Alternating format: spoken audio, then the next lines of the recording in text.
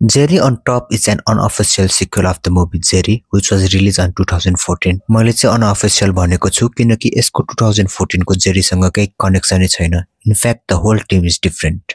Jerry on Top focuses on Anmol Kasi, where he tries to be better than his father in every aspect. So त्यही कारणले he decides to submit Everest, which forms the basic storyline of this movie. म चाहिँ यो मुभीको good र bad aspect भन्न गइरहेको छु. So तपाईहरु डिसाइड गर्न सकोस् यो मुभी हेर्ने कि नाइ भनेर. Bad length. This movie running time is 2 hours and 55 minutes, which I think is too much lengthy. यो जनरको मुभी यति लामो बनाउन I think is not necessary. कहिले हाफ होला भनेर चाहिँ फिल हुन सक्छ. I thought कि अब चाहिँ ब्रेक हुन्छ, अब चाहिँ होला, अब चाहिँ स्योर नै हुन्छ. But it goes on and on. Movie चाहिँ अलि धेरै नै स्ट्रेच गरेको चाहिँ फिल हुन सक्छ. Some पार्टहरु चाहिँ इजिली चप हुन सक्थ्यो.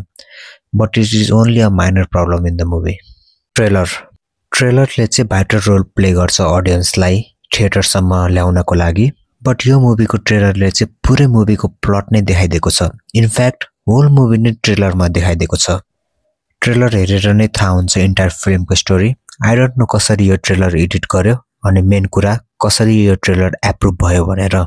There is nothing new in the movie. ट्रेलरमा जे देखाएको थियो त्यो सबै नै मेन प्लट हो मुभीको. So if you decide to watch this movie, then please go without watching the trailer. Good. Playfulness bond between Anmol Kasi and Kedar Ghimire character. Movie मा चाहिँ Kedar plays the role of Anmol Kasi को मामा and their chemistry is so damn good. Kedar र Anmol एकैचोटी स्क्रिनमा आउँदा चाहिँ you will get the vibe कि केही इन्ट्रेस्टिङ चाहिँ हुन्छ भन्ने. Their bond is so effortless. You will have a smile in your face whenever they are in the screen together. They look super funny. केदारको screen प्रेजेन्सले गर्दा चाहिँ अनमोल पनि कमेडीमा साइन गरेको छ. Technically sound. यो मुभी चाहिँ एकदम हाई बजेटको मुभी हो अनि टेक्निकल डिपार्टमेन्टमा पनि they have spent a wholesome amount of capital. Technically this movie is excellent. Cinematography को कुरा गर्ने हो भने चाहिँ this movie is visually stunning. Mustang देखि लुक्ला देखि नाम्चे बजार everything is shown so beautifully. Sound design अनि background score पनि well maintained. जुन सिनमा जस्तो स्कोर चाहिने हो त्यही अनुसारको म्युजिकहरु बजिरहेको थियो. VFX मा पनि they have done a good amount of job.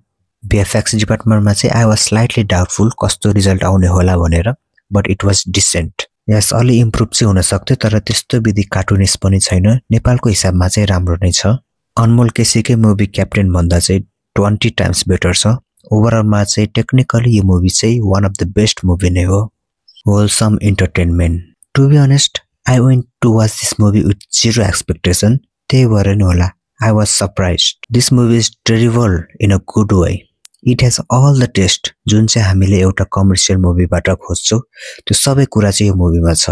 It has comedy, drama, romance, emotion. कमेडीको कुरा गर्ने हो भने चाहिँ नेपाली कमेडी जनरकै मुभीहरु हेरेर त्यति हाँसेको छैन म जुन चाहिँ यो मुभी हेरेर हाँसेको छु. Kedar Prasad Ghimire is brilliant in the movie. केदारको कमेडी टाइमिङ चाहिँ एकदम अन पोइन्ट छ यो मुभीमा. He is fine form in this movie.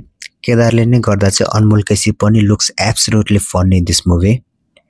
यो मुभीमा चाहिँ मेटा रेफरेन्सहरु पनि युज गरेको छ. अनमोलको पोर एक्टिङको मजाक देखि समन कलिङ केदारलाई माग्ने जुन चाहिँ डाइरेक्टर सुयोगले as a witty humour use गरेको छ.